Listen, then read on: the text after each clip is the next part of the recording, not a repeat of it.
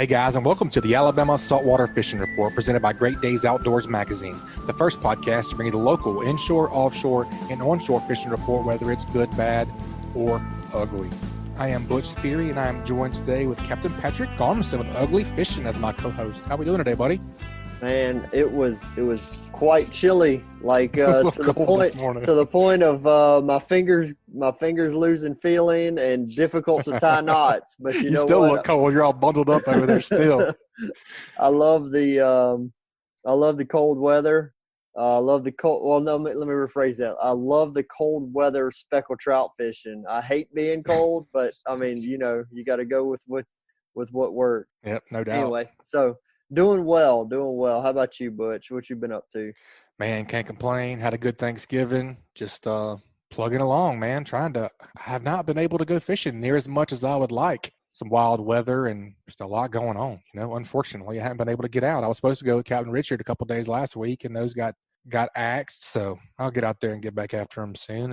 Everything I've been seeing is lined up perfect. Sounds like it's on fire pretty much everywhere, correct? There's been a lot of good fishing over there's been way more good days of fishing since October 1st than bad days. So I mean, we're talking about 2 months straight of either good to exceptionally good fishing. So that's good. That's a good news. It's been fun. Mobile Bay's been a good place to be fishing.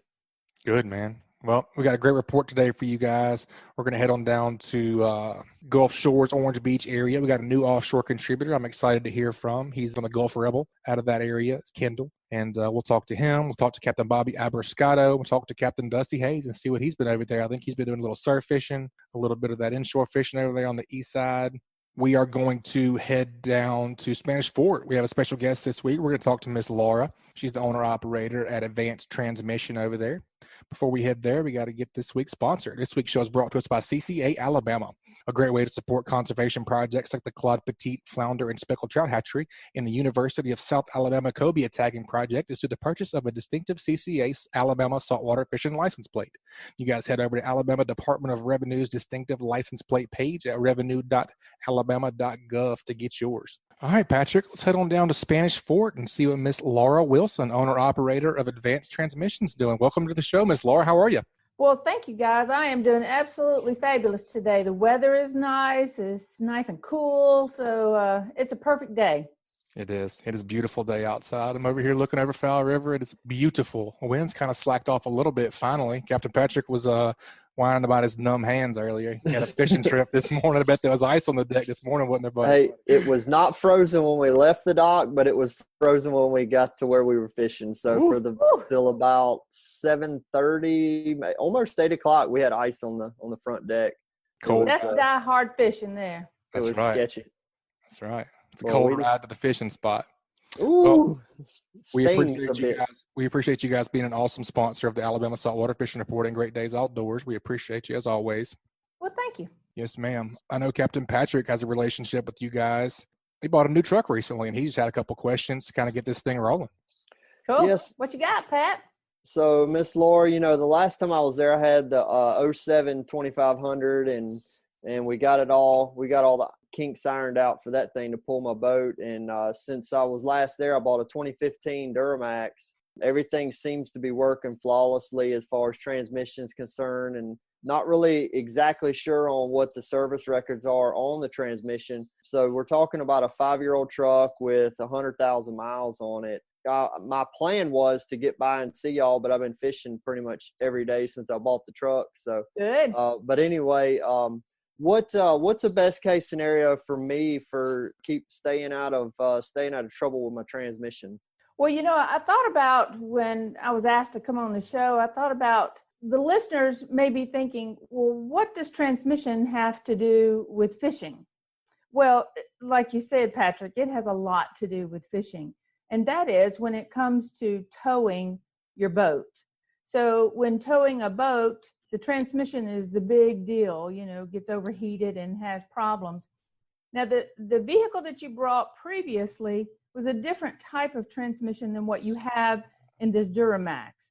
So the Duramax has an Allison transmission in it, which is one of GM's largest transmissions that they have. And I tell you, Patrick, that thing is tough. I mean, you can hardly shoot it to kill it, on those Allisons. So we have very few Allisons only because they're just really good transmissions. We very seldom have problems. Now, most people that have the Allisons in the 25 and 3500 series heavy duty vehicles, they normally do keep them serviced and maintained because normally they are workhorses. Those big trucks are designed to be really hard workers. So it is important that you keep it serviced. We say that servicing a transmission, we would say to, you always hear people say they're going to flush it. Well, at transmission shops, they don't flush transmissions. We flush the toilet. So you only service them on domestics. You take the pan off, you replace the filter because it's kind of like a sock that catches normal wear and tear material that any machinery is going to make. So you've got to take that off and service it and replace that filter. So most transmissions are anywhere from 30, 50, 75,000 miles before you would service. So it's according to what type of fluid it takes. So the older ones have like Dex 6, Dex 5 fluid. The newer ones are going to have a Dex 6, like what yours has. In that Allison transmission, you're going to have a Dex 6, which has a modifier in it, a synthetic type fluid. Let's just say that. So it lasts longer. The viscosity is better. It just lasts longer.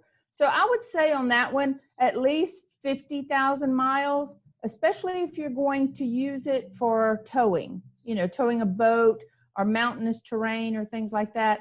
Definitely at 50,000 miles, or, at least have it checked once a year and have it serviced at least 50,000 miles. Okay. We're talking about boats, Miss Laura, but don't forget about our hunters. We have a ton of, that are anglers and hunters, and these guys are pulling tractors and UTVs and anything they can fit on their trailers up to the hunting camp too. So it's a great time for that as well. Yes. Patrick, when you mentioned that you bought the 2500, there are some transmissions that some of the manufacturers are having a really, really bad problem with.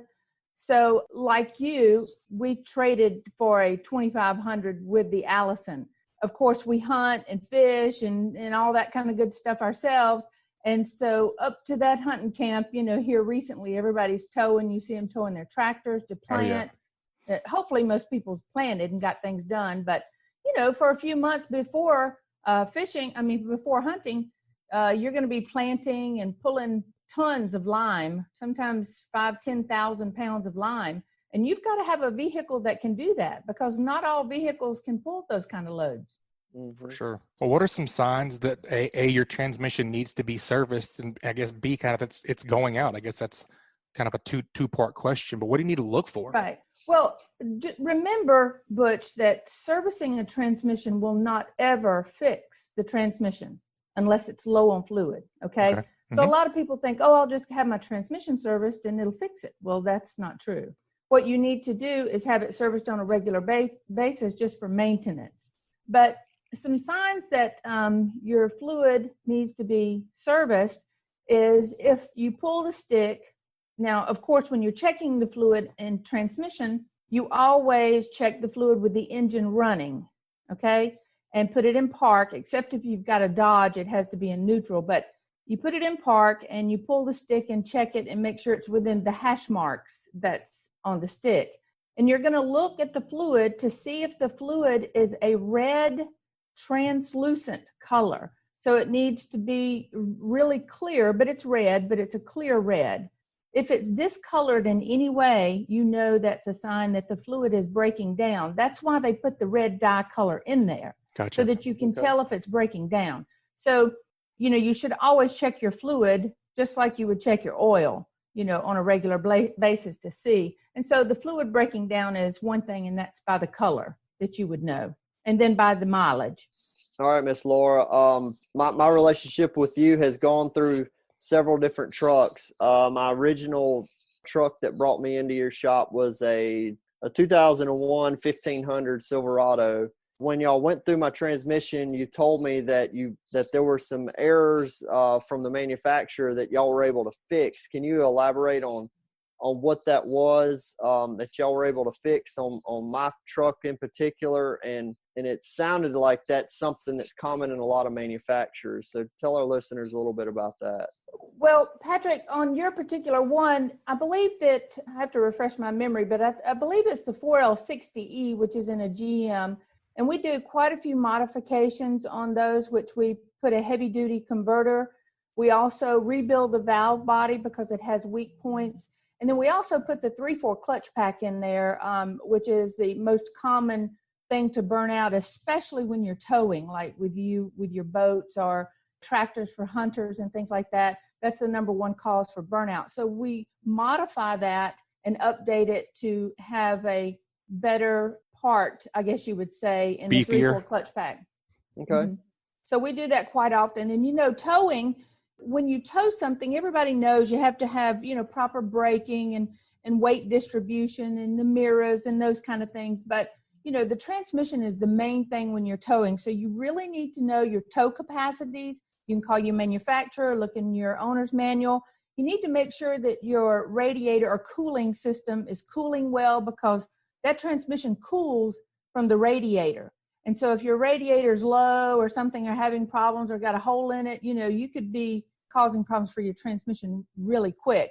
So you can also put an external transmission cooler, which is what we did with yours, Patrick. Yes, ma'am. We bypassed the radiator completely and put its own cooling system on the front, allowing the transmission to have its own cooling, not dependent on the engine if it were to run hot. So that's a common thing that you have when people tow, is that it just gets so hot. Mm-hmm. Yeah, that sounds like the way to go there. Yeah. Definitely. Now, one thing when you were saying about the updates that we do to make them heavy duty is the difference between rebuilding a transmission and replacing it.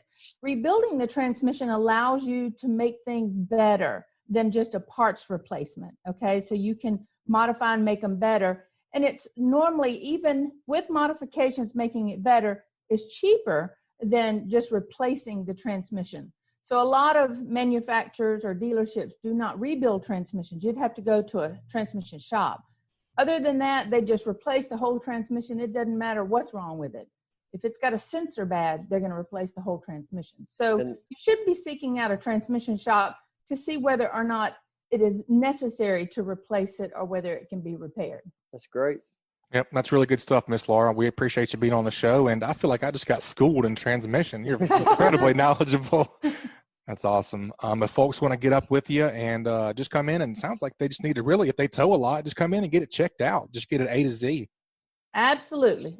We do an inspection, and we check the whole vehicle, because so many things affect the transmission. Battery charging systems affect it, cooling systems. So a lot of electronic problems. It's not even the transmission at all. So yeah, just bring it by and let us check it. We are on Highway 31 in Spanish Fort. So you just come by. We're behind the Malbus Mall. You can also reach us on Facebook, Twitter, LinkedIn, Instagram. We're on all of those social media platforms. And then, of course, you can give us a call at 251-626-6061. And then our website is advanced-transmission.com. Awesome. We appreciate the knowledge, and we appreciate you guys being an awesome sponsor. We look forward to hearing from you next time. All right. Thanks, guys. Appreciate you having me. Welcome. Thank you. All right, Captain Patrick, we have a new captain contributing to the Offshore Report, and I'm pretty excited about it. Let's head on down to Orange Beach, Alabama, and talk to Captain Kendall Annan. He runs and works on the Gulf Rebel and the Summer Breeze out of Orange Beach. Welcome to the show, Captain Kendall. How are we doing today? Doing pretty good. How's it going? Man, we're doing all right. I heard you guys got out and caught some tuna fish, and I can't wait to hear about that. Yeah, we got on them. We finally caught a break in the weather and got our chance at them. Awesome, man. Well, since this is your first time on, just tell us a little bit about yourself and your operation. Fourth generation captain. Been running out of Orange Beach for a long time. We're kind of grandfathered in, so we're not out of a marina. We're kind of half-mile pass-down sportsmen. Been doing it all my life. As soon as I turned 18 on my birthday, I went to sea school, got my license, had enough sea time. And then when I turned 19, went and got my 100-ton, and the rest is history. That's awesome, man. That's awesome. Nice. So you guys do day trips, 2-day trips, tuna, snapper. What's y'all's specialty? Yeah, we do it all. We got two boats down there. The Gulf Rebel's 43-foot, 6-pack. Like I said, we do 4-hour trips to 12 hours on now, all-day trips. And then the Summer Breeze is for private company trips, all day trips, the 3-day tuna trips, 4-hour trolling trips, a little bit of everything. Yes, sir. Very familiar with both of those boats. They've been around and been killing fish for a long time. Long time. That's right. Well, let's get a little bit of an offshore report from you, man. Tell us a little about those tuna fishing. That was this past weekend. You guys saw a bunch of yellowfin. Just kind of walk us through it. How'd you guys catch them, and about where were you and all that? Yeah. There's some pictures on our Facebook page, Bluewater Charter fishing page. You can go look them up. But yeah, I mean, the water was good. 15 miles, it started to clear up, and you get out 40 miles, it really gets a real clean blue. So that was exciting to see. The bait was still moving around, so we saw a lot of bait going around, flying fish, squid. So it was pretty active out there, and we stopped early. We had a light crew. A lot of guys couldn't make it, due to the COVID situation, and they were a little bit iffy on the weather. We got a little bit older gentlemen going, so we had a few back out. But yeah, we got on them. I know you're familiar with the ghetto area, but that's where we were. And drill trips had a little bit better blackfin, but I mean, we just stayed on near the rigs more, catching the yellowfin. I mean, once they got one or two of them, they rotated a few times. They didn't have enough energy to fight the blackfin, and it seemed like it was a pretty good fight on the blackfin, but they just couldn't keep up with it. So that was good to see them still biting pretty heavy. No, we chunked, live bait, trolling was good. I think we did the best on chunking. It stayed pretty consistent. It was slower than usual, but every once in a while you'd get a little flurry of them jumping around outside. Yeah. Y'all catching those blackfin on jigs? Yeah, diamond jigs, butterfly jigs. We got some custom hand poured jigs that my uncle actually pours and makes. So we play around with a lot of stuff jigging. But yeah, blackfin was on the jig. Probably lost a few on the jig as well. Big yellowfin. I think we went 11 for 14 on yellowfin. So dang. Yeah. That's a heck of a trip. That's a lot of delicious sashimi. It makes me hungry. Oh man, it was a lot. It was a lot of meat. Heck yeah. Hey, well, go ahead. Hey, Captain Kendall, so you said you were doing some chunking, some live baiting. Do you do that at the same time, or do you do some chunking and then no strikes, switch it to live bait, or vice versa? Walk us through that a little bit. Yeah, it depends on the crew. It depends on the crew and on what our charter's doing. Another thing we look at is like the current, how heavy the current's running. Sometimes if you're using lighter jigs, that tends to mess that up a little bit. But we try to do one thing or the other. It's hard to do both as far as like jigging and chunking, but you can kind of get away with the chunking and live bait. This past trip, we were live baiting on the surface more than we were down deep. Okay. And chunking deep, so we're kind of hitting a little bit of both there. But we weren't jigging a lot, and sometimes the jigging, if you have a lot of guys jigging, you can't really operate the chunking at the same time because that gets a mess going on. You get a little blackfin swimming around the boat, For sure. Right. Well, what about?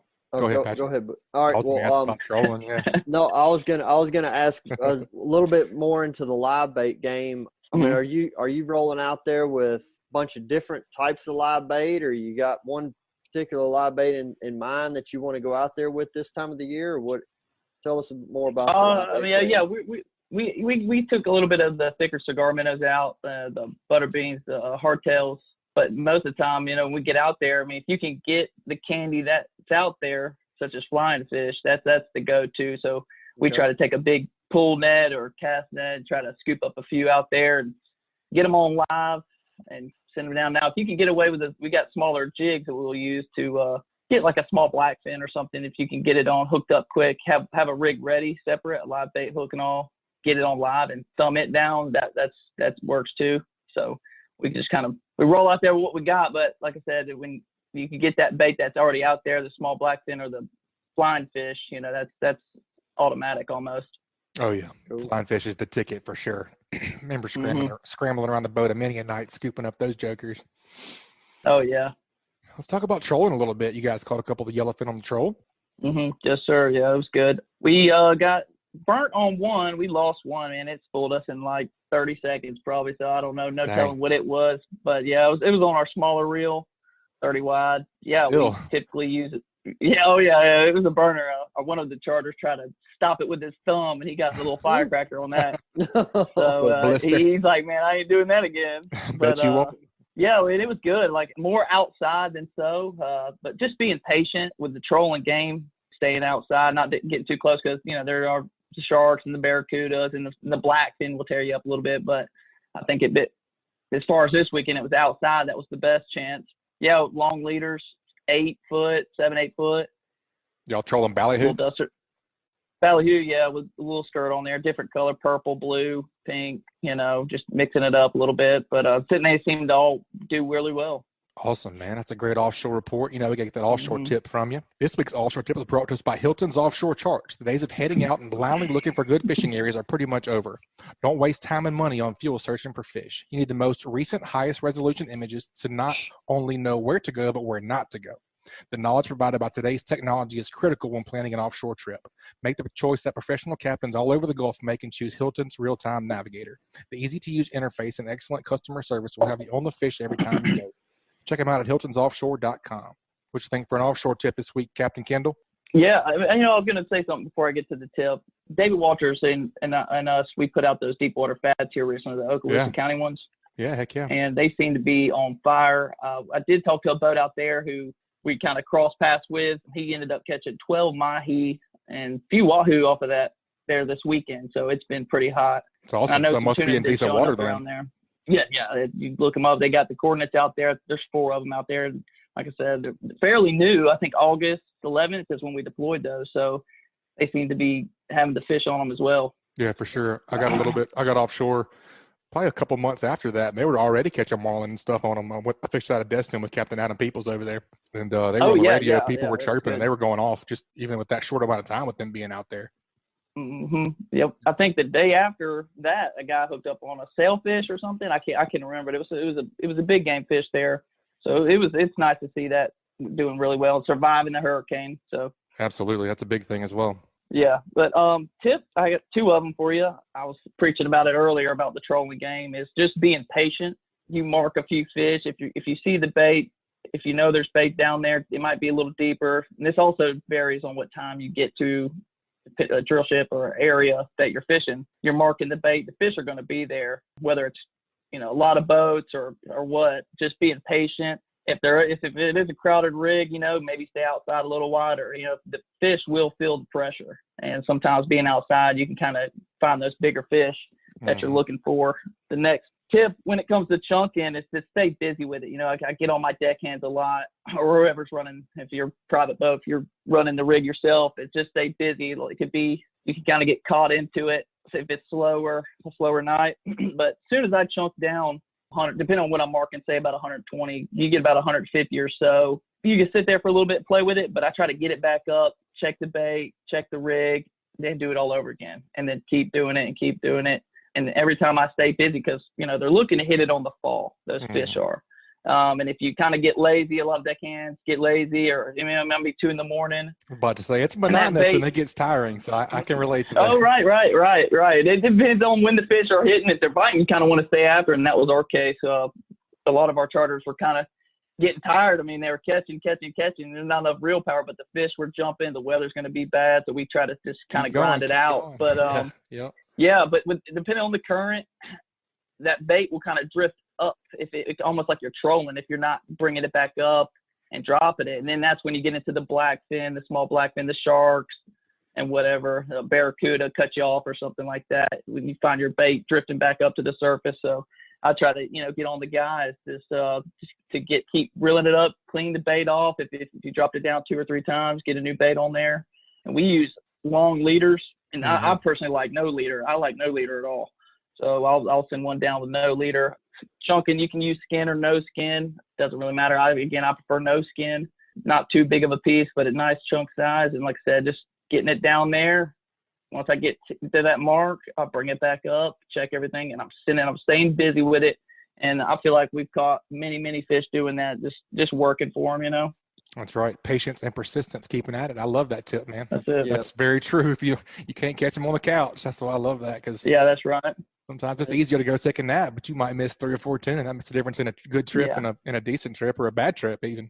You just got to find a balance, like I said. And some people get frustrated, because they're not getting a bite in the first 2 drops, or they pick up and leave. Right. And, sometimes you just got to stay at it. How hard are you working for them? For sure. Well, man, that's a great report, a great tip. We appreciate you being on, and we look forward to hearing from you again. If folks want to get out and book a charter with you, what's the best way to get in touch with you guys? It's 251-747 all 7s. Awesome, man. We appreciate it, Captain Kendall. We'll talk to you soon, buddy. Yes, sir. I appreciate it. Thank you. All right. Keep whacking them. All right, Captain Patrick. Always love adding to our offshore arsenal. I like Captain Kendall. We'll have to have him back on, man. Yeah, I think he's going to be a good contributor. We'll have to pick his brain a little bit more on some of that. Open him up a little bit for sure. Get some more details on the chunking and the trolling and all that stuff. Yeah, for sure. Find the real tips. 4th generation captain, man. That's pretty awesome. It's pretty solid. Where are we going next? Yeah, let's head on down to your specialty. Let's see what Captain Bobby Abriscato is doing, 18 fishing. How we doing, Captain Bobo? Well, I'm doing really good now, and of course I saw Patrick this morning. We were all bundled up and stuff. But I mean, if you're a trout fisherman right now, you love that stuff. You know, he'll tell you, man, we don't mind getting bundled up. This is a time of year we look forward to. You know, of course, I'm sure Patrick and you Butch are both, like me, man. We love it all. It doesn't matter if it's short weather, bundled up weather, but this is just something that we just don't have very much of this time of year. So something we kind of look forward to, Absolutely. Ice on the deck of the boat and that sort of thing. I know that sounds crazy, but we actually like that kind of stuff. It is weird, Bobby, because my hands go numb and I have difficult time tying knots and stuff, but damn, I love this time of the year. I love the trout. I love the way the trout behave this time of the year. Yeah, I know. And I tell you what, it's a special time of the year, man. And like I said, it's a different type of fishing. It's a different bite. It just doesn't last very long here. We kind of look forward to it, getting up there like that and launching when the water's low and cold and, that sort of thing. And knowing what's going to happen out there when you get in there and start fishing those rivers and some of this deep water stuff and, what the fishing can be like. Well, at least it's happening this year at all. Really. Yeah, it has. I'll tell you, everybody's got Delta withdrawal, from as slow as it's been non-existent as it's been for the last couple of years. And to have it start happening again this year is, it's just been a treat for the people that love to fish up there and that have been up there and done that kind of fishing, know how special it is. And to have it, again, after we got teased for 2 years and not having it, it's been a lot of fun, man. It's not, banner like it has been, and there's guys that have been doing it a lot longer than I have up there, but I've had some really special trips up there, and it's just good to have it back, even though it's still not quite where it was, but I think it's going to continue to get better. We got a bubble of water that we're that's coming down right now, but I'm hoping if we don't get much more upstate rain, and then we got this, of course, this cold weather really usually kicks it off, but it just so happened that we got a bubble of fresh water coming down at the same time. But as soon as this water gets out of here, this thing's going to really bust open. Well, tell us a little bit about it, man. I know you've been fishing some Delta and some tidal rivers. Just kind of walk us through your last week. Well, what I do is kind of up there to me when I'm talking about the Delta is I fish that one. To me, that place really comes to life when the water falls out of there. When, in other words, you have a falling tide.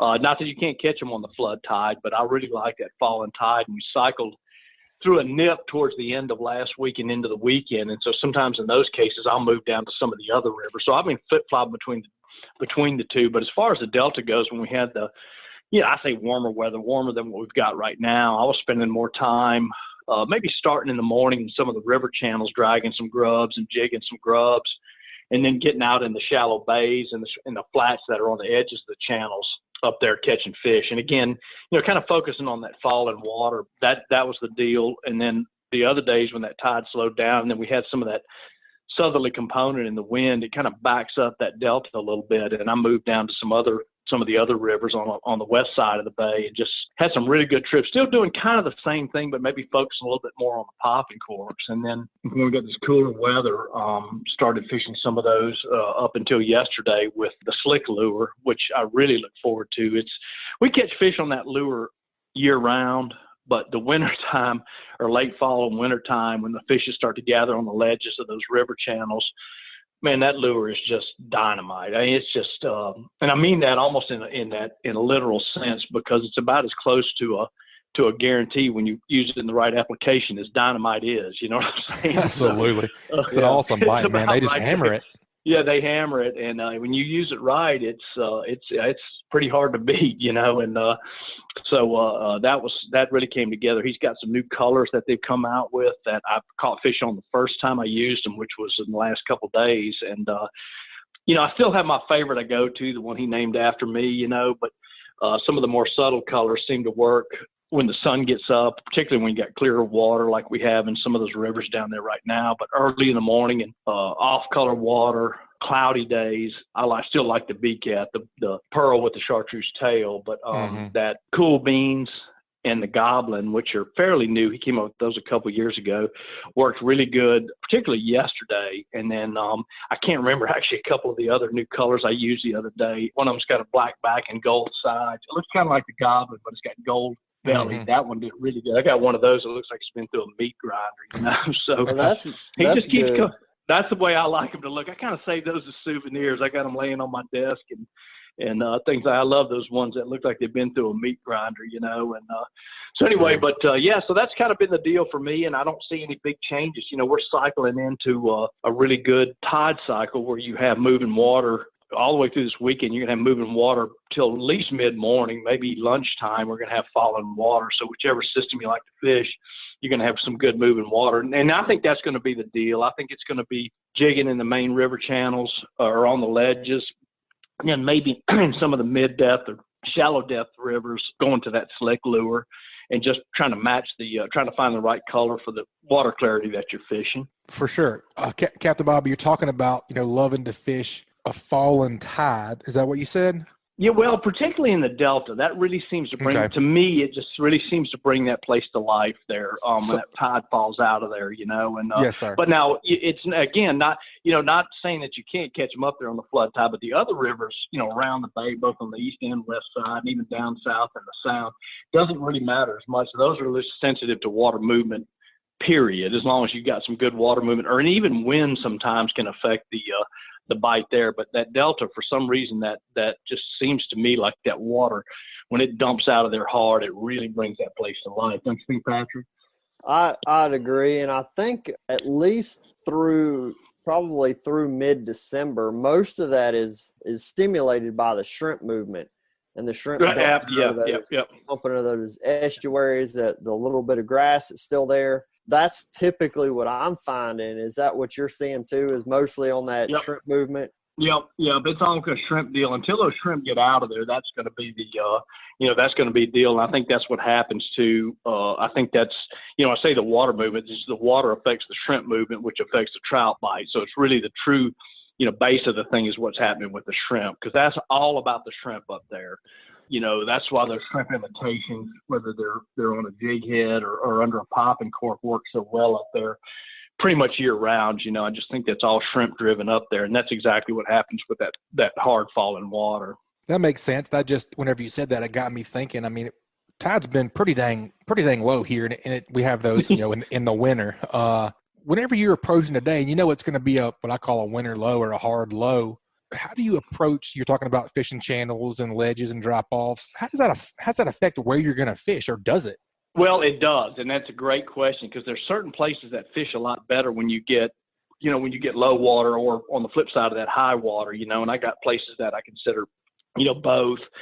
You get places like, really all the tidal rivers, I don't consider those high water spots, because there's places there where you actually I almost like a little bit of lower water, because it kind of pulls those fish out of some of those bays, I think, and out of the grass a little bit. Some of the places that a week or two ago we were catching fish are almost dry land now, and all that can do is pull those fish down. And so it really kind of concentrates them a little bit, and then when you get these super low tides, I'm just thinking about a couple of the places that I fish in some of the rivers down the bay. There's some places that you just don't even want to go in. Not that you can't get the boat into, you're just not going to catch any fish, because a couple of weeks ago it was 3.5 feet deep. Now it's a foot deep, and right.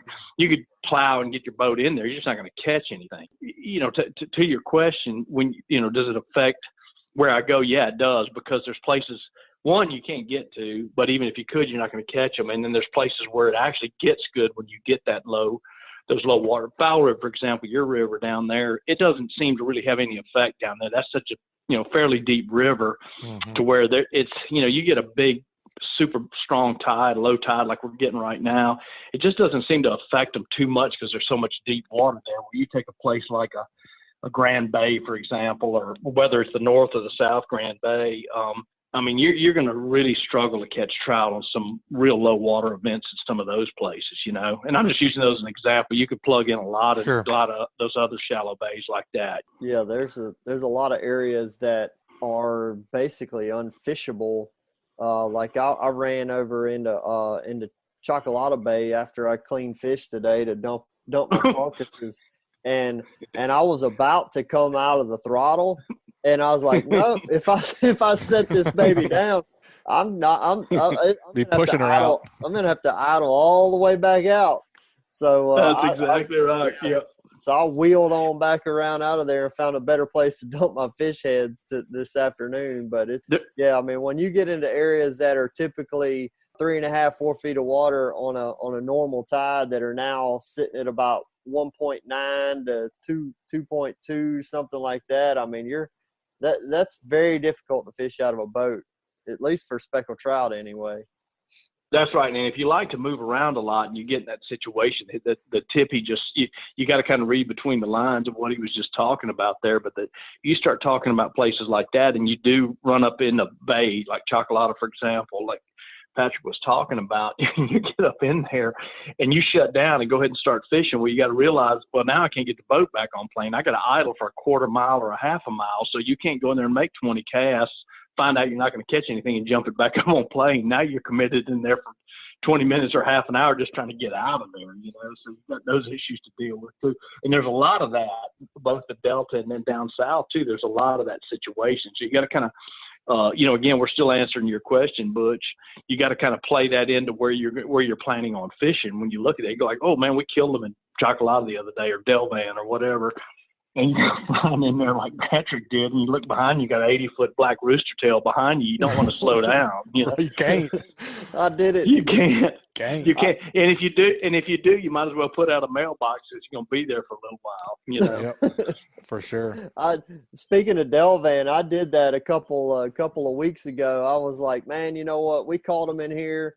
They're going to be in here. And I ran up in there and my fish find, the Ray Marine started blinking and then it totally quit reading. I was like, you know what? I think it's a little shallow. Abort. And I freaking wheeled it around and hammered down and drove my butt right back out of there because it was not going to happen. Because just like you said, if you set it down, you're going to have to idle for 20, 30 minutes to get back out to where you can go plane off and take off. So now you just like kill 45 minutes of your day going to the, somewhere that's not even fishable. Yep. Putting around and nobody's even fishing, So, and there's people I'm sure that are saying, well, I could do that. And if you're in a little bitty boat, you probably could, a little flats boat or something like that. You could probably get jumped back up. These big boats that we have, you're not gonna, without just totally destroying something, you're not gonna get it, jumped up in that kind of water. So that's in some of those bays, like, well, in some of those bays, like Patrick mentioned, Delvan or Grand, if you get up in the north end of those, some of those places, dude, you're a long ways from water that you can get jumped back up in without tearing something up, so you're spending that whole time. And the whole point of the thing is you run up in some of the super shallow stuff that you're probably not going to catch anything anyway, as far as trout goes. I mean, you could probably sneak up on some redfish if you were lucky, but again, that's a gamble making that kind of run to do that. Yep, got to pay attention for sure. Well, it's a great report, Captain Bobby. This is Hey Cap. We got a Hey Cap for you this week. I like this one for you guys. This Hey Cap's brought to us by Foster Contracting. Do you need a new roof? Do you have wind or other hurricane damage? You may be qualified for a free roof. Foster Contracting will inspect your damage and provide you with an estimate stress-free, and they will also handle your insurance claim. Your roof is your first line of defense against hurricane and other storm-related damage. Sit back, relax, and enjoy your day. Foster Contracting has you covered.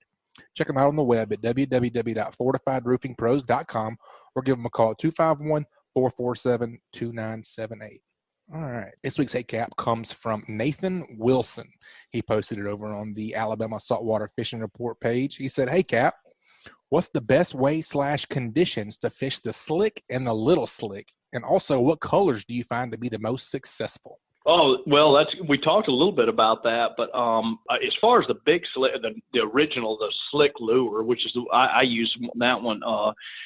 Probably the big thing is you got first step to the whole deal is you got to make sure you've got it rigged right. That lure works really well, like we were just talking about, but it's got to be rigged properly. So the first thing I tell everybody is make sure that the thing, when you get it set up on the lure the hook, and the hook, by the way, you'll want to use is a 4/0 owner beast hook with the 1/8 ounce weight.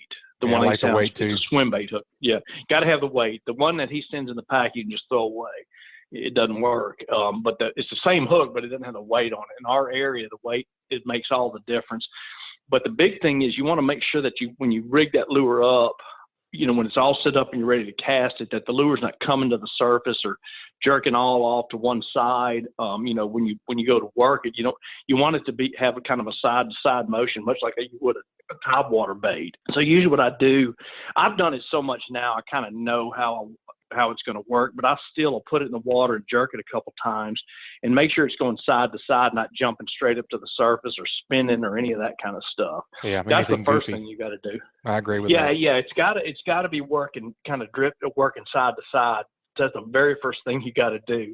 And then the next thing I'd say is, I would say I don't think there's a right or a wrong way to work that lure. I think, I've been on the boat with Richard a lot. We fish together a lot in tournaments, and we work at 180 degrees difference from each other, and sometimes catch them right next to each other, shoulder to shoulder. Sometimes I catch them better than he does sometimes, but he jerks the crap out of it, and I kind of, he goes, I don't even know you're reeling because I barely move my rod tip, so, and then I think we watched Patrick at the boat show.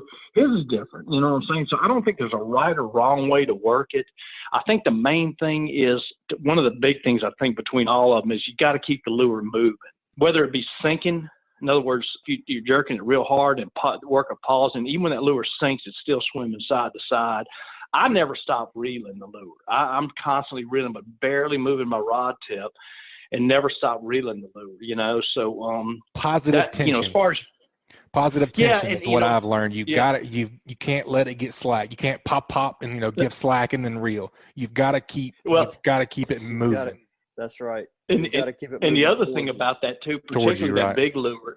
That big lure is you've got to be able to, if you get a bite, you better be in contact with the lure, because you've got to stick those fish with that lure. And which brings me to another point is there's 3 different types of line. You got mono braid and fluorocarbon. And we talked about this on another segment, but don't try and use that lure with mono.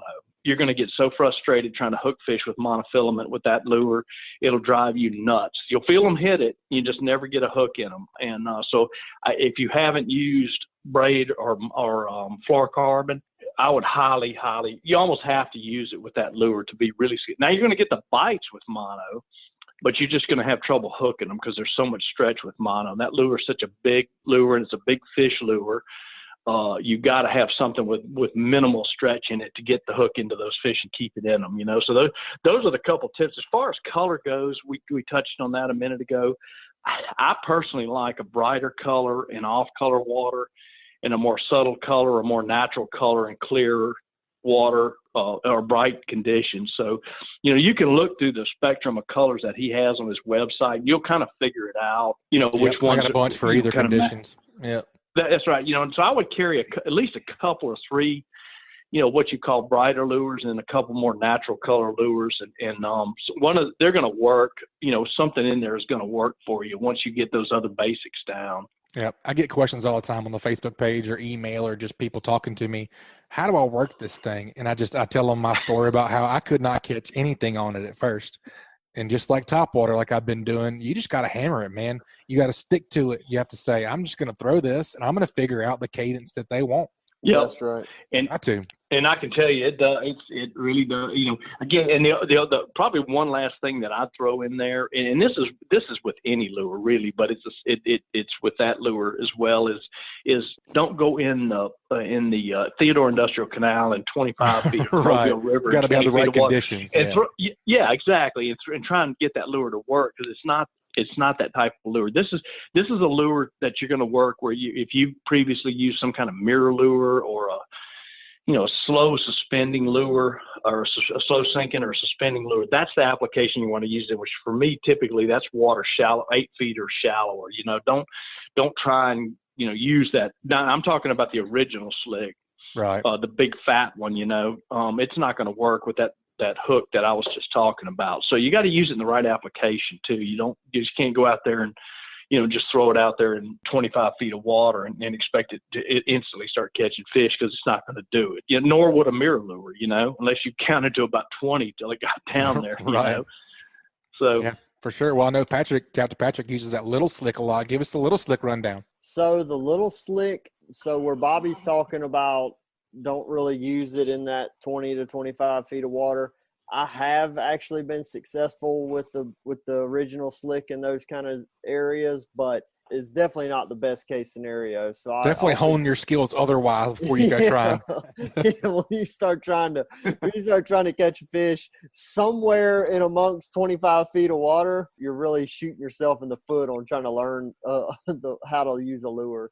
But the little slick will shine in that, correct? The little slick works well. It's you can rig it as a traditional jig, just like a 1/4 ounce or 3/8 ounce jig head. Throw it out, let it sink all the way to the bottom, hop it back in your favorite cadence, whether you're dragging it, hopping, whatever you're doing, keeping it close to the bottom.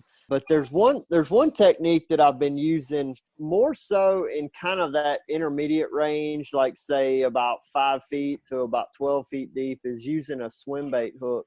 And you can use the owner twist lock 4/0, or I've talked to some guys that use as small as the 1/0 twist lock, but I've been using the 4/0, and that's not the Beast.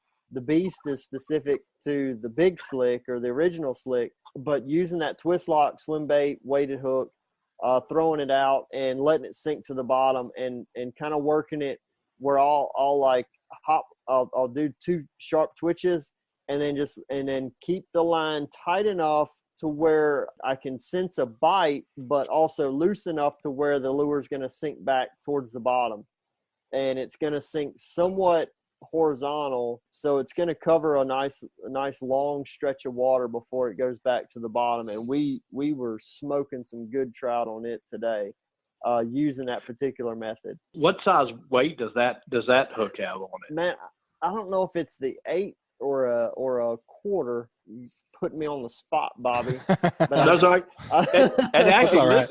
listening to it, it sounds like in 5 feet of water, 1/4 would be kind of heavy. So I bet it's the 8. But the reason I'm asking is I'm sitting here writing it down because I'm getting ready to order some of them. Man, That's what I do too.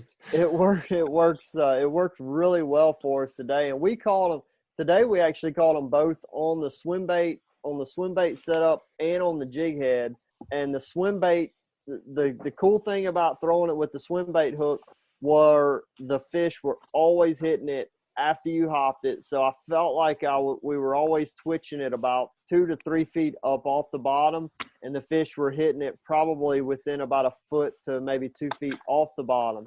Whereas the ones that we were fishing on the jig head, they were always hitting it once it was like really once it was on the bottom and sitting still for a second. That's when they would pick it up and eat it. We used exclusively the Swamp Thing color, so we didn't really talk much about on the little slick colors. But the Swamp Thing, I'm almost out of. Uncle Joey I've already put in the order with him, and I'm about to have to FedEx him some money to make sure I get these damn lures back in a short period of time. You better hurry up because I'm sitting here on my computer ordering them right now. He's going to outbid you. That's an yeah. awesome question. Outbidding them, that's right. That's right. That's an awesome answer, an awesome question, Nathan. We appreciate that. Nathan's going to get a prize pack from the Slick Lure from pureflats.com. Nathan, make sure you email us at alabama@bestfishingreport.com with your shipping address, and we'll get that over to pureflats.com so you can get your package. Captain Bobby, awesome report as always. Awesome Hey Cap answer, and people want to get up with you and book a trip. What's the best way to get in touch with you? The best way is ateamfishing.com, all one word. That's my website. It's got our phone number and the little contact us form on there you can fill out and request the dates. And that's by far the easiest, and Miss Kim's always standing by. Well, hey, Bobby, before we let you go, you mentioned to me this morning that the fella you had go with you today was real interested in hitting the Delta up. Is that something that you like to do, or that you'll entertain with your customers? Is if they have something specific they're wanting to try to do or accomplish, is that something worth a phone call and trying to book a trip with you? Oh yeah, I'm always open to. I get requests for targeting big trout, targeting redfish, wade fishing trips, specific stuff like that, and I'm always open to it. I'm fortunately, like you too, I can cover pretty much most, but from one end of the bay to the other, and do just about a little bit of everything. So I'm open to whatever, and I was all fired up about that today too. So I'm good with it. More often than not, as you well know, we get more like, we just want to go fishing, but I do get specific requests, and that was, that's what happens is, you'll get, I want to learn this area. I just had people that I'm taking tomorrow is wanting to learn how to fish Foul River, so we're going there, so I do kind of whatever they want to do, and that's the benefit of being able to move from one end of the bay to the other and or at least think you can be successful in those areas, but having the experience, let me just say, at least having the experience of doing it to where you can have a reasonable chance, if nothing else, just kind of show them what to do. Mm-hmm. Yeah, I absolutely do that. Good deal. We all watch out for snakes and crocodiles here in Foul River. I hear they're pretty thick. Hey, I actually saw a manatee yesterday. I'm 99% sure. Well, I'll tell you what, I saw one for 100% sure the other day, because I almost ran over him in the Delta. It was it was in front of me, and I was running hard, and I saw a little puff of water, like like a little, and it just had to happen quick, and I said, oh, I think I know what that is, and I turned the boat just enough to where he was just going down, but his tail was literally, we could have reached over the side and touched his tail when we ran by him, Wow. So I know I got a positive ID on one the other day in the raft. In the Spanish River the other day. I feel sure that I did too. I just looked out there and I know you did. It was either a walrus or a manatee. I don't see many walruses around here, so I feel quite confident. No, it was a manatee. But Foul River doesn't surprise me at all. I've seen them. I've never seen one in Foul, but I've seen them in Dog. I've seen them in Delvan Bay. I've seen them in Bala Battery. I've seen them in West Foul River, Grand Bay. So and I remember the very first one I ever saw was in March in Bala Battery about 20 years ago. And it just blew me away. And a fellow rode by me after I was trying. And this is way back in the handheld camcorder days. I got my camcorder out, and I was going, God, I wish he'd come up again. And this guy rode by me, and I said, man, I just saw a manatee. He goes, oh yeah, man, they're all in here. I went, what? Yeah. So, and that was 20 years ago, but it's not such an uncommon sight anymore. Yeah, that's crazy. You guys watch out for manatees. Yeah, that's right. All right, Captain Bobby. We appreciate it as always, buddy. We'll talk to you next time. Okay, brother. Thanks for having me on. All right, Captain Patrick. Always good to pick old Captain Bobo's brain. Man, hey, the information out of his brain is endless. Captain Bobo hotline. I like it. All right, man. Let's head on down to Orange Beach, Gulf Shores, Pensacola area. See what Captain Dustin Hayes is up to. What you say, Cap? What's up, guys? Oh, man. Just been getting the report. Really good inshore report from over here. I know you've been doing a little bit of inshore and some surf fishing. Let's hit surf fishing first, man. What's been going on? Here it's been hot. Yeah. Well, cold. Yeah, this but is hot.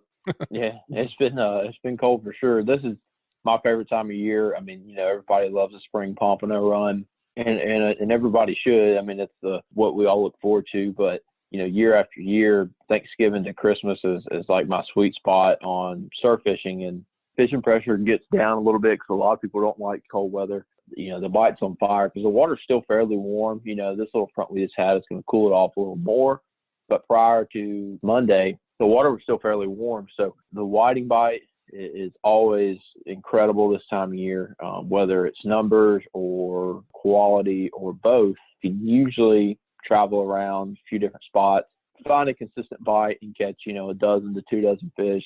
Sometimes quadruple that, and I know that sounds crazy, but you can seriously find some massive schools of whiting this time of year, and encourage everybody, if you do find a hot and heavy bite, and you're like, oh yeah, we're catching them good, try to figure out a limit that works for you as far as the size. Like I personally do 10 inches. I don't have no need for an 8-inch whiting when I'm catching one every minute and a half.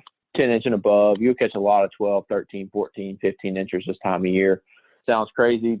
but it's the truth. And then on top of that, there's a lot of pompano being caught. I just saw on Facebook a minute ago, my buddy Bun, he caught some nice pompano today and some nice whiting as well. Later last week, I had a few trips and right before Thanksgiving, and man, we were just crushing fish. Good numbers of whiting, hooked a few redfish or possibly big pompano. This fish that were just going wild as soon as I hit the rod. Didn't stay pinned, but the pompano bite is pretty consistent.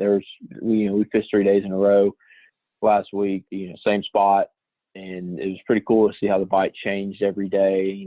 One morning, I think it was the first morning, we caught like 5 pompanos. Second morning, we caught only 3, but 2 of the 3 were really good size. And then the third morning, I think we ended up with 7. And most of these fish are going to be smaller size. These are guys, little guys that are born from the spawn that we had back, say, March, April, May. These guys are like 10 and a half inches. So they're, yearling fish or just over it. And there are good fish mixed in, though.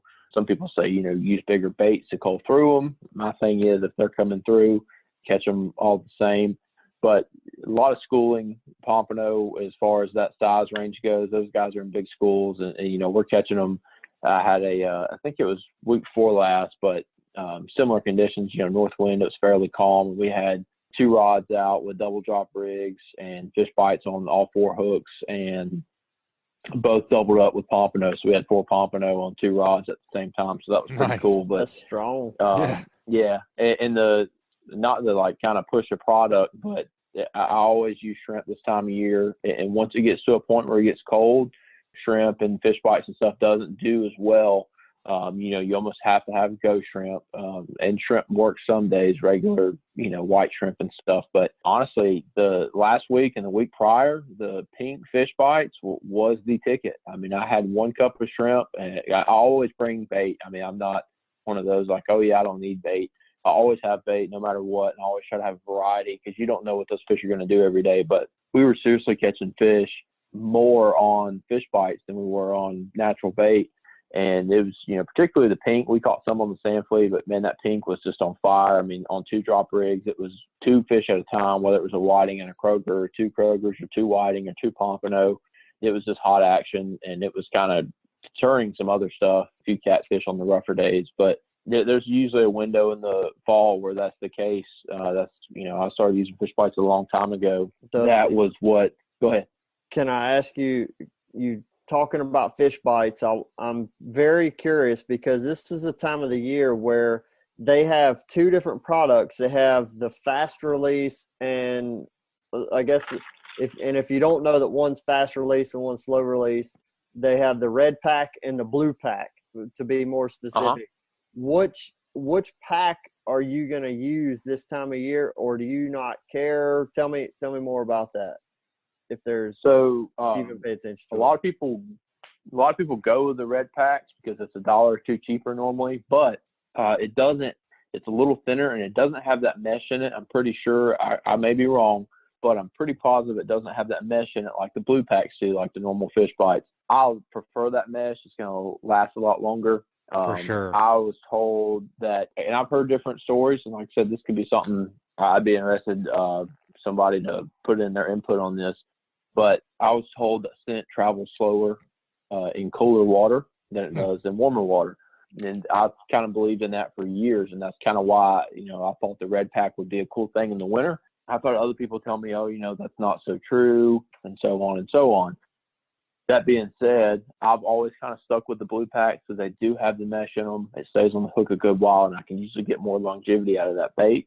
I do notice, like sometimes with the traditional blue fish bites or blue pack, that it may take, if you put a fresh piece out there, it may take 2 or 3 minutes before you get a bite because it almost like it has to soak and start releasing that scent. As far as the exact science of that, as far as the water temperature has anything to do with that, I'm not sure. I've been told that before by some people, and then I've had people tell me, otherwise. So I just kind of experiment on my own as far as different colors, flavors, all that stuff, scents, whatever you want to call it. Okay. And it's just one of those things that, like I said, I've always used the blue packs, even in the dead of winter, and I've done good. Like if you find white trout, anything like that, or brown mullet in the deeper waters of the intercoastal, even this time of year, in the middle of winter, they do not mind either one of them. But that blue pack does have that mesh, and that seems to be kind of the whole selling point to me on the Fishbites. Is something that's going to stay on that hook real good. That's a great question. That's a great talking point as well. Maybe we can get a expert from Fishbites to come on and give us their rundown on that. I'd be very interested to see the science behind that. I would be too. Well, Dusty, I know you've been doing some inshore over there. Yeah, let's do it. I'll send an email. I know people. Yeah, make it happen, Butch. That's right. Yeah, I know you were doing some inshore over there. Tell us about it, man. Yeah, so the bite over here has been pretty on fire. We got the full moon right now, and a lot of guys catching redfish around the bridges, and of course, and sheepshead. The sheepshead bite really picked up big time.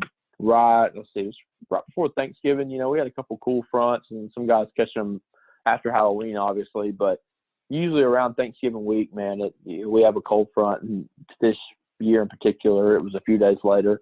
But I mean, you can almost bank on a good front coming through within a week or two before or after Thanksgiving. But prior, we had some cooler weather, and that sheepshead bite was just outstanding. I fished a few different places from the intercoastal, all the bridges along, the wharf, the 59 bridge, and you'll see, a lot of people in kayaks and stuff fish the 59 bridge quite often and catch good numbers of sheepshead. Pretty much anywhere from.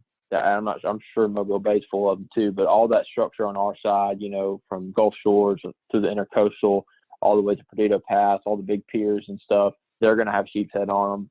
We haven't had any issue with them not eating shrimp so far. There's times where they may like a fiddler crab better. So this cooler weather, shrimp usually isn't, I'm not scared to use it simply because the pinfish and stuff aren't so bad. When that water is warmer, you may notice that those pinfish want to be a little more aggressive and croakers and stuff, especially if you're in the backwaters as opposed to like Rodeo Pass or something like that. But, I don't mind it. I think having the appropriate size hook and shrimp combination really does good on catching those sheepshead. I like the Eagle Claw 084-2, which is just an all-purpose live bait hook, and that works. I mean, stellar hookup ratio.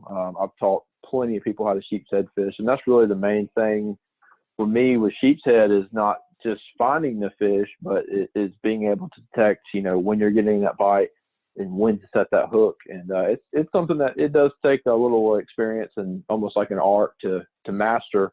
But once you get it, you got it.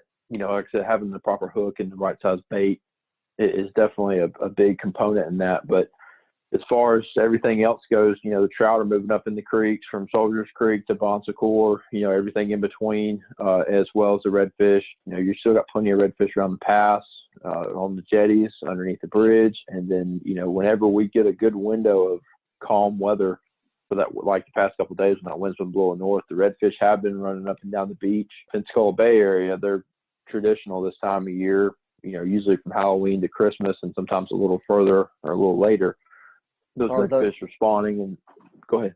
No, I was going to ask, are the ones that are running the beaches right now, is that all the bull red class or slot reds or a little bit of both? They're usually, on the bigger side, I would say 30 plus inches. A lot of years, or I'll say a lot of years, a lot of times, like some years it seems like there's bigger fish than others. For the most part, the fish that are schooled up out in the Gulf along the beach, they're usually better fish. I mean, it's hard to find them under 35 inches. I would say 35 to 40 inches is about your average. People say, oh, yeah, 50-pound reds, pretty rare. They're definitely 10 to 15-pound fish for sure. Yeah. Which is still a stud redfish. That's a big redfish. They're fun. And they're fat, yeah. Yeah, they're fat fish. I mean, we got into school this week last year, and man, I mean, every one of them was 40 inches, 41 inches, and they were just tanks. I mean, they're huge round fish. But as far as that goes, it's just going and looking. It's just like cobia fishing. It's just like deer hunting. You're not gonna catch them just pulling out of the pass one day and like, oh yeah, I don't see them. Just got to go. Went a couple weeks ago with Chris, and we just trolled we weren't trolling. We were just going up and down tide line for a little bit. Never saw anything. The birds were on fire on the way there. And then once we actually got on the water, all the birds were sitting down, not doing anything. And then we looked behind us. They popped up, got to them, teased them up to the boat with the poppers, and fly rods were down the gunnels. And, we would see them here and there just kind of shooting off. They'd come up in 10 or 12 of them. We'd get there, they'd go down, and then the next day, I look on Facebook and there's 10 guides on a school that was up for 6 hours. So, you just got to spend the time and go and look for them, and it'll happen eventually. If you're out there all day, every day, and you have that luxury, then you'll find them for sure. For somebody that only gets to go here and there, you just got to be consistent with it, and just look for them. Look for birds. Don't worry about seagulls. Seagulls will dive on anything bait wise. Look for pelicans, bigger birds, terns and frigates and stuff like that, and that's going to usually provide bigger bait, like the big pogies that they're chasing right now.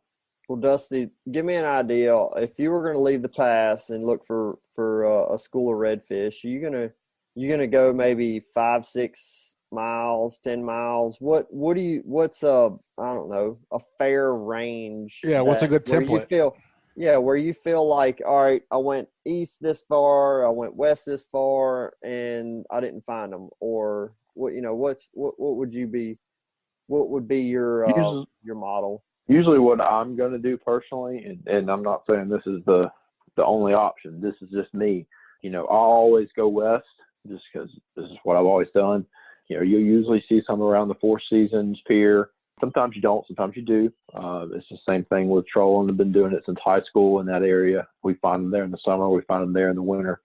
And furthest west I'll go is usually the Gulf State Pier. And they'll find those big schools of pogies and stuff will hang around that pier because the structure and the redfish will do the same. Sometimes they're there, sometimes they're not. Sometimes they're right in the middle between the two. It's just a matter of looking. And as far as the distance offshore, I would say, no more than a mile and a half at most off the beach. I mean, they're going to be fairly close to the beach. They might be a little further some days, but a good pair of binoculars goes a long way. If you can look for birds, any bird activity, you'd be amazed.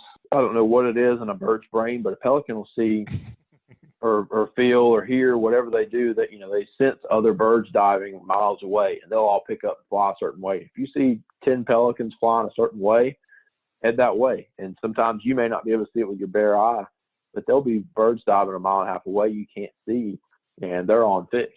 Usually the west is the way I like to go. If I do go east, I'll go a few miles towards the state park before you get to Johnson's Beach and the condos in Perdido Key.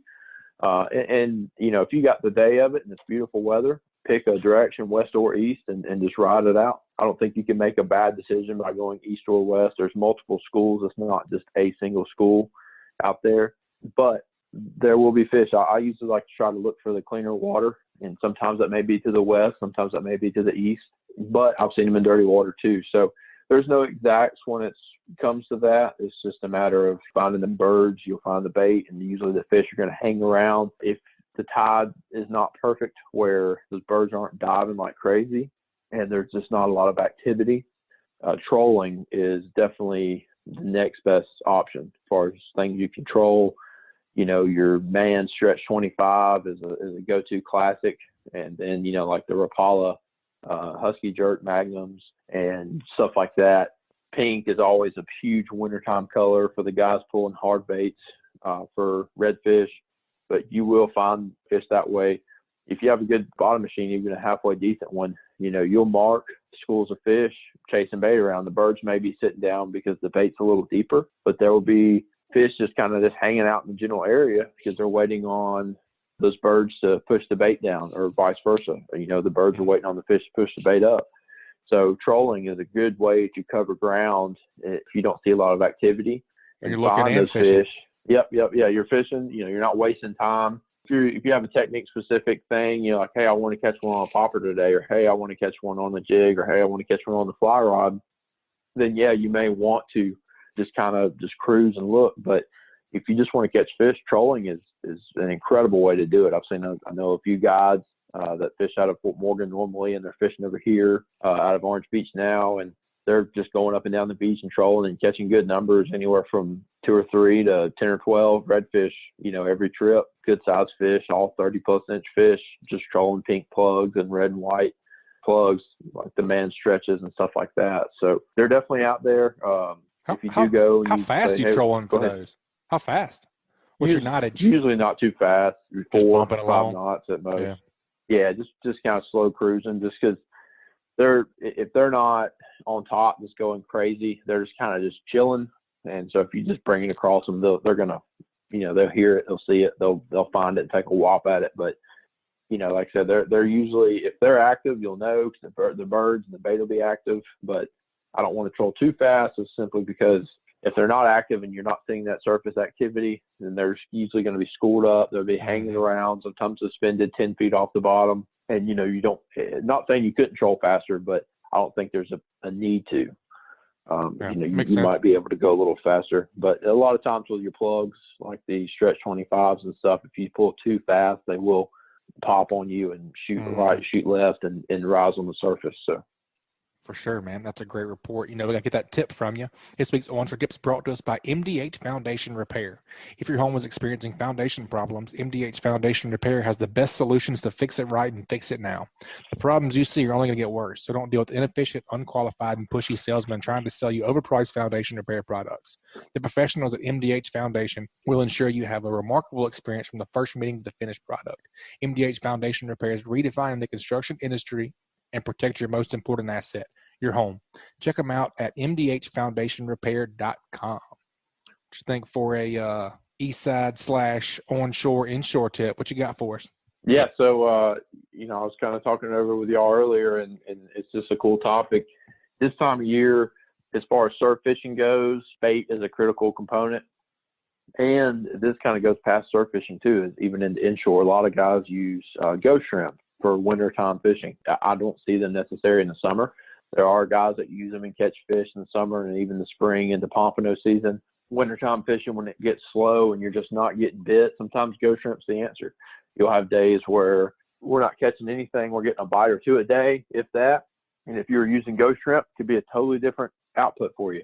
So that being said, just kind of going over some easy things to do when you catch your ghost shrimp. Obviously, you have to have a pump and all to catch them, and that's a different topic for a different day. But when you catch those ghost shrimp, I have a buddy that's from Michigan who actually showed me this, and he gets those ghost shrimp, puts them in a Ziploc bag, he puts salt over them, and then actually, I kind of said that backwards.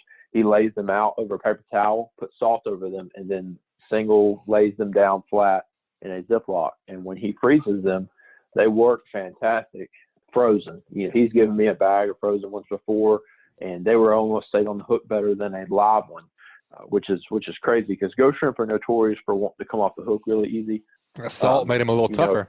And salt makes them tougher, and then putting them with that paper towel, I don't know what it does, but I guess it dries them out, makes them a lot tougher. But that's a huge thing. Ghost shrimp, everybody wants to catch them live. If you're going to go catch a bunch of them and put in the time and the work, go ahead and just take what you think you're going to use and then freeze the rest of them. Mm-hmm. It's one of those things as far as the resource goes that eventually it'll run out like everything else does, and they don't have a limit on them right now. Not saying that there should be, but like somewhere like Texas has, I think it's 10 per person on ghost shrimp. Really? And yep. And so that being said, if I'm not sure if Alabama will ever do anything, but if I've seen guys go out there and catch 300 or 400 of them and use 10 of them and then just chunk the rest on the sand, and they'll be dead and the birds are eating them. So you can catch that many, but just save a little extra time, save them, then you don't have to go catch them again and again and again. So it makes a huge difference. Same thing with sand fleas. A lot of guys, they'll catch sand fleas and blanch them, which is just kind of like a flash boiling, and then freeze them. My thing on sand fleas, though, as far as winter goes, if I can't catch them right in front of me while I'm fishing, then, I'm not as much worried about using them for bait at that particular moment. And spring, that's a different argument. But in the wintertime, I'm not as much worried about sand fleas as I would be a ghost shrimp. Now, a ghost shrimp, they're always going to be there. Your issue would be, rougher conditions, being able to catch them in front of you. You can always go bayside, in the intercoastal or lagoon, whatever, and find ghost shrimp. But that takes away from your fishing time. You have to spend hours beforehand doing so. So, yeah, if you have a free day, whatever, you only got a couple hours, not enough time to fish, or cloudy day, conditions aren't how you want them to fish. If you catch some ghost shrimp, that's a quick way to freeze them, and they're telling you they're still top quality, if almost better, for reusing later on, which is cool, because that's something I've always been scared of up until this past spring is, catching ghost shrimp prior to that day you're going to use them. That's a really good tip, because even like this time of the year, if I choose to buy some live shrimp, I mean, I bought some live shrimp today, and the water is so cold that the shrimp barely even move. So it totally makes sense that if you've got a ghost shrimp very well preserved, that it's going to work equally as one that's freshly caught. And if it stays on the hook better, I mean, that's a double win right there. Yeah, for sure. Well, yeah. Yeah, and another thing with ghost shrimp, they call them ghost shrimp for a reason. You don't really see them that often. I'm not saying that a flounder or a redfish don't find one on the flats, popped out of a hole every once in a while. They're called ghost shrimp for a reason. I mean, they live underground. That is where you find them. And fish know. I mean, it's a scent thing. It's not a visual thing. For sure. Like you look at, and I don't mean to call, Gulp out, but like Gulp makes a ghost shrimp plastic. And it's called the ghost shrimp. It kind of has the same body shape as a ghost shrimp. But here's the thing. It doesn't work like a ghost shrimp simply because it doesn't smell like a ghost shrimp. It smells like Gulp. The Gulp shrimp, crabs, whatever, they all have the same scent. Not that the scent's not good. I mean, it works great. But, right. But it's not particular. Scent. Right. Yep. Makes sense. And so although that visual, may be there as far as like, oh, okay, that's the same body profile, same color. A lot of fish don't recognize that. They're going completely off the scent. It's not like a little blue crab or a shrimp or something they're seeing every single day. It's something they may not really ever see but once in their whole life or a few times. Definitely. So it's a big scent thing, and it's something that also works super great for sheep's head too. It's a ghost shrimp. That's something a lot of guys. Dusty, let's not give away all the goods today. That's right. We've given away enough. Let's keep something for ourselves. Nah, man, that's a great tip and a great report, man. We all always appreciate hearing from you and enjoy it as well. If folks want to get up with you and book a trip for inshore surf fishing or whatever you're doing that week, what's the best way to get in touch with you, Cap? The best thing to do is call or text me at 678-897-0167. You can just give me a shout anytime, and I'll help you out. Awesome, man. We appreciate you giving us the report, and we'll talk to you next time, Cap. Guys, keep whacking them. All right, guys. Thank you. All right, Captain Patrick. That's another great Alabama saltwater fishing report. But we got to do What Did You Learn? This week is brought to us by SunSouth. If you're even thinking about a new tractor or outdoor equipment, don't miss the year-end sales event at SunSouth. Save thousands on a new John Deere during their year-end sales event with 0% financing and payments under $250 a month on select models. Even John Deere Gators are on sale during the year-end sales event. Outdoor equipment, parts, service, accessories, SunSouth has you covered. And it's all on sale now during the year-end sales event. Visit SunSouth for quality John Deere equipment you've been dreaming of, or visit sunsouth.com. The offer expires December 31st, 2020, and some restrictions apply. See dealer for details. Well, Butch, what did you learn from this show? I know something I learned. What about you? Man, I learned so much every week. I mean, Captain Bobby's always just a wealth of knowledge. I like to ask him as many hard questions as I can. I can't seem to stump him, unfortunately. I'll get him one day on. I'll get him one day on something. You ain't gonna get him on anything. I promise you. If it's got to do with speckled trout conversation, he's got the answer. I definitely believe that. Man, a thing that stuck out to me and that stuck in my head was Captain Kendall with the Gulf Rebel and the Summer Breeze. Awesome offshore contributor, by the way. I'm excited to have him on board. That was good. Patience and persistence. He said it was 2 tips, but I mean, it was really the same thing in my opinion. Patience and persistence. We talk about it all the time. You got to be confident in where you're fishing and what you're fishing with, and you got to stick with it sometimes.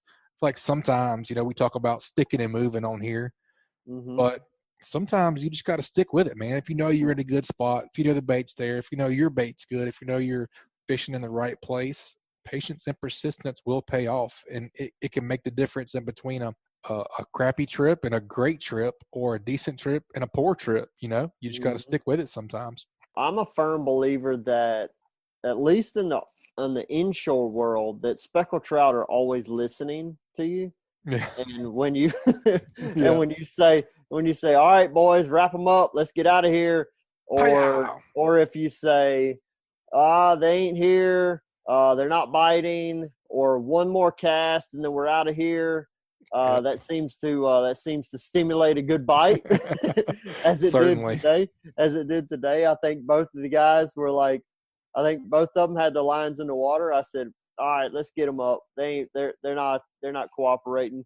And boom, I think both of them doubled up. One of them caught a fish, one of them didn't. I was like, well, we'll stick it out a little longer, We'll stick it out, and ended up putting a handful more fish in the boat.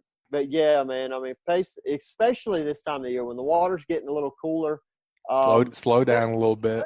Those fish aren't always going to just chomp at the first thing that they see. So it does take a little bit of time to get them dialed in. For sure. Would you learn anything different than that? Man, I like the offshore. I like Bobby's stuff. I mean, who can't learn enough from Bobby? But the one thing that stuck out to me was that daggum ghost shrimp that Dusty was talking about. That's really cool too. So that makes a lot of sense, man. It really does, because there's a lot of times when just using regular shrimp, for instance, using them just either live or fresh dead. And then there's a part where once they're dead and they start getting a little bit of that orange color, or they're starting to turn a little bit of that black color around the head where the gills start to turn black, the shrimp just changes its personality altogether. It's a totally different type of bait. That was very interesting, to take a ghost shrimp and preserve it in a way that it's actually potentially going to work better for you after the preservation. So I'd say for sure anybody that's going surf fishing and understands how to catch them some ghost shrimp. Why would you not do that? I mean, certainly add that to the rotation, and even vacuum seal those suckers. Yeah. And have them for many, many trips to come. For sure. And just that made me think in my head, Joe talks all the time about, of course, he loves his triple tail, but you get a big batch of live shrimp or even dead shrimp from anywhere, kind of the same exact thing that Dusty was saying. Lay them out on a paper towel. Joe doesn't salt them, but vacuum seal them and freeze them. Mm-hmm. Triple tail don't always want a live shrimp. Sometimes they just want something stinky and significant. And if you put that large dead shrimp on there, it's worked for me several times. Lay a pack of 5 out of the big giant ones, in case you can't get live shrimp, or you just want to run out for a quick afternoon trip or something like that. That's worked for me as well. Great tips from everybody today. That's right. Tips all around. Well, man, I know you guys have a really, really busy time of year. I don't know how your bookings are looking, but if folks want to get up with the famous Captain Patrick Garmison, what's the best way to get in touch with you and get on that fine blue wave you got, Hoss? You can give me a call or shoot me a text at 251-747-1554. If you just want to take a look at the calendar and see what my availability is, then you can go to uglyfishing.com and click the Book Now button. Still have some availability next week and kind of sprinkled throughout the rest of this calendar year. And so if you got some little speckled trout itches you need to scratch, then give me a call, because speckled trout game's been pretty good. Sounds like it's on, man. Well, I appreciate it as always. Always good to co-host with you, buddy. It was a treat, man. It was. Always.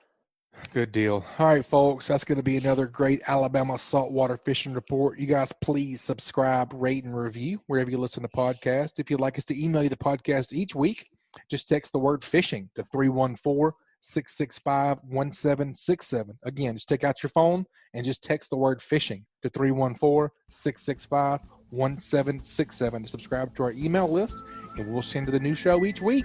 We'll talk to y'all next week. You guys keep whacking them. Keep whacking them, guys. This week's Alabama Saltwater Fishing Report has been brought to you by Daycool Heating and Air, your home performance specialists. Contact them at 251-260-3858 or check them out online at www.daycoolair.com. License number AL07028. And also brought to you by Test Calibration. Test Calibration is your source for sales and service of diesel turbochargers and fuel injection systems since 1976. Contact them at 800-822-0057 or visit them online at testcalibratindieselandturbo.com. Also brought to you by Advanced Transmission in Spanish Fort. Give the professionals a call who have been trusted on the Gulf Coast for over 25 years at 251-626-6061 or check them out online at www.advanced-transmission.com. This week's Saltwater Fishing Report is brought to you by Angelo Depaola, The Coastal Connection with eXp Realty, your boating and beach property specialist. Check me out on Facebook at Angelo Depaola Realtor, The Coastal Connection, or call me direct at 850-287-3440.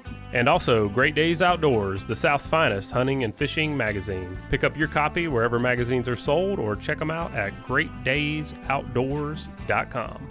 Also brought to you by Dixie Supply and Baker Metalworks are proud to be your metal roofing headquarters for over 40 years. Save time and money by buying from the most reliable manufacturer on the Gulf Coast. Buy it today, pick it up today. With the addition of their new store in Cantonment, Florida, they now have 8 locations to serve you. Dixie Supply and Baker Metalworks, your metal roofing headquarters. This week's episode of Alabama Saltwater Fishing Report is brought to you by me, Captain Patrick Garmison in Ugly Fishing. You can shoot me a text or give me a call at 251-747-1554, or you can find us on the internet at www.uglyfishing.com.